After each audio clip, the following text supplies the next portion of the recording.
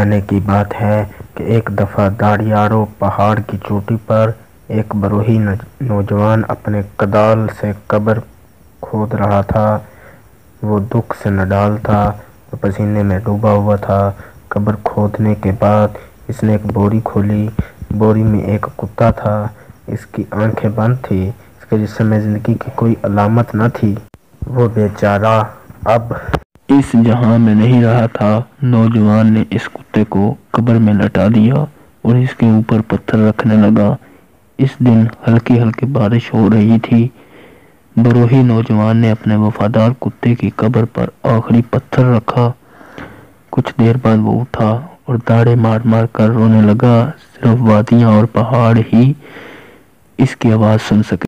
اس نے پورا دن وہاں گزارا اور شام کو روتا ہوا اپنے گھر چلا گیا۔ گھر میں بھی اسے سکون و قرار نہ مل سکا۔ اسے اپنے وفادار کتے کے ساتھ گزارے ہوئے دن بہت یاد آنے لگے۔ داڑیاں، پہاڑ، نیچے یہ بروہی نوجوان ایک پہاڑی گاؤں میں رہتا تھا۔ ایک دن اس نے ایک چھوٹے سے کتے کو پہاڑوں میں بھٹکتے ہوئے دیکھ لیا۔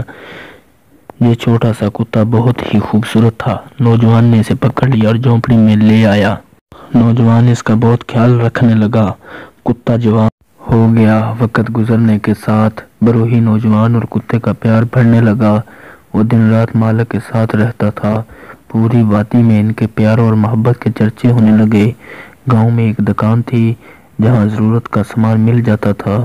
نوجوان اس دکان سے گھر کے لیے سودا سلف لینے کتے کے ساتھ اس کی دکان پر اکثر جایا کرتا تھا۔ ایک سال خدا کا کرنا ایسا ہوا کہ بارش نہ ہوئی۔ ظاہر ہے کہ بارش نہ ہونے کے باعث فصل نہ ہو سکی۔ نوجوان نے دکاندار سے کہا کہ ایک سال تک اسے ادھار سامان دیا جائے۔ کچھ سوچ کر دکاندار نے کہا کہ وہ اپنا کتا قرض کی ادائیگی تک یہاں ضمانت کے طور پر چھوڑ جائیں۔ غریب اور مجبور نوجوان کو ایسا ہی کرنا پڑا۔ اپنے کتے سے جدا ہونے کا اسے بہت افسوس تھا۔ وہ زمین پر بیٹھ گیا۔ اس نے کتے کے کان میں کہا، اپنے نئے مالک سے وفادار رہنا۔ جب تک میں قرض ادا نہ کروں واپس ہرگز نہ آنا۔ معصوم جانور کی آنکھوں میں بھی آنسو آ گئے۔ وہ اپنے مالک کا دکھ شدت سے محسوس کر رہا تھا۔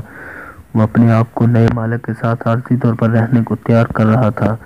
نوجوان اپنے وفادار کتے کو دکاندار کے حوالے کر کے اپنے گاؤں چلا گیا۔ دکاندار نے کتے کے گلے میں زنجیر ڈالی اور اسے اپنے گھر لے آیا۔ بیچارے کتے نے پہلے تو کبھی زنجیر دیکھی ہی نہیں تھی۔ اسے عجیب سا لگ رہا تھا۔ پھر بھی اسے اپنے نئے مالک کے ساتھ وفاداری کرنی ہی تھی۔ دن گزرتے گئے۔ بروہی نوجوان نے اپنے کھیتوں کو بڑی محنت سے تیار کیا۔ اسے انتظار تھا کہ بارش ہو اور فصل اچھی ہو جائے تاکہ وہ قرض اتار کر اپنے کتے کو واپس گھر لے آئے۔ ایک رات دکاندار کے گھر میں چور گھس آئے۔ چور دکاندار کی پوری نقدی، زیورات اور دوسرا قیمتی سامان چرا کر لے گئے۔ کتا زنجیر میں بندھا ہوا تھا، لہذا مجبور تھا۔ زور زور سے بھونکنے لگا۔ دکاندار جاگ اٹھا۔ اسے محسوس ہوا کہ کچھ گڑبڑ ہوئی ہے۔ اس نے فوراً کتے کو زنجیر سے آزاد کر دیا۔ کتا چوروں کے پیچھے دوڑا۔ چور گاؤں کے باہر ندی کے کنارے پہنچ گئے تھے۔ کتے نے ان کو گھیر لیا۔ دکاندار بھی پیچھے پیچھے چلا آیا۔ اس کے ساتھ ہی گاؤں کے بہت سارے لوگ بھی لاٹھیاں اور کلہاڑیاں لے کر وہاں آ گئے۔ اس طرح چور وہیں سامان چھوڑ کر بھاگ گئے۔ دکاندار کتے کے اس کارنامے پر بے حد خوش ہوا۔ کتے کو آزاد کرنے اور اپنے اصل مالک کے پاس واپس بھیجنے کا ارادہ کر لیا۔ تمہارے وفادار کتے نے مجھے بے حد خوش کر دیا ہے۔ اس نے میری قیمتی چیزیں، نقدی اور ساز و سامان چوری ہونے سے بچا لیا ہے۔ میرے خیال میں تمہارے کتے نے تمہارا قرض چکا دیا۔ اب تم میرے قرض دار نہیں ہو۔ تمہارے کتے کو آزاد کر کے تمہارے پاس واپس بھیج رہا ہوں۔ دوسرے دن دکاندار نے کتے کے گلے میں یہ پرچی ڈال لی اور زنجیر کھول کر کتے کو اپنے پرانے مالک کے گھر جانے کا حکم دے دیا۔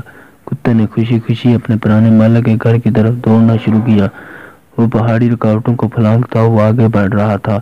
اچانک اس کی نظر اپنے پرانے بروہی مالک پر پڑی۔ اب کی بار بارش خوب ہوئی تو فصل بھی اچھی ہوئی۔ بروہی نوجوان نے اناج بیچ کر قرض کے پیسے دینے کا انتظام کر لیا تھا۔ وہ دکاندار کی طرف ہی آ رہا تھا۔ دونوں کا آمنا سامنا ہوا۔ کتا خوشی سے دم ہلانے لگا، لیکن دونوں کے جذبات و احساسات ایک دوسرے سے بہت مختلف تھے۔ ایک بے حد خوش تھا اور دوسرا اس کے برعکس دکھ اور غصے میں تھا۔ کتے نے سوچا کہ اس کا پرانا مالک اس کی بہادری پر بہت خوش ہوگا، اسے پیار کرے گا، جبکہ بروہی نوجوان سمجھ رہا تھا کہ یہ دکاندار کے ہاں سے بھاگ آیا ہے، اس کے لیے شرمندگی اور ذلت کا باعث بنا ہے۔ بے شرم کتے، تم نے میری بے عزتی کرا دی، تم نالائق اور نمک حرام ہو۔ کتا بیچارہ اپنے مالک کے پیچھے پیچھے دوڑنے لگا، لیکن مالک نے اس پر کوئی توجہ نہ دی۔ اتنے قابل فخر اور وفادار جانور کے لیے یہ سب کچھ برداشت سے باہر تھا۔ اسے یقین ہو چلا کہ اس کو پرانا مالک قبول نہیں کرے گا، لہذا وہ غم کی شدت سے وہیں ڈلوانی راستے پر گر گیا اور دم توڑ دیا۔ نوجوان جب دکاندار کے پاس قرضہ واپس کرنے پہنچا تو اسے حقیقت کا علم ہوا۔ دکاندار نے اسے بتایا کہ اس نے کتے کے گلے میں کتے کی رہائی اور قرض کی معافی کا پرچہ لکھ کر باندھ دیا تھا۔ دکھ، اداسی اور پچھتاوے کے بوجھ لیے نوجوان وہاں سے روانہ ہوا۔ ہلکی ہلکی بارش تھی، لیکن اس نوجوان کے دل میں تو دکھ اور پشیمانی میں تپش تھی۔ اس نے اپنے مرے ہوئے محبوب کتے کو بوری میں ڈالا اور داڑیارو پہاڑ کی چوٹی پر قبر کھود کر اسے دفنا دیا۔ آج بھی اس وفادار اور قابل فخر کتے کی قبر اس پہاڑ کی چوٹی پر موجود ہے، جہاں سال کے 12 ماہ زبردست ٹھنڈ رہتی ہے۔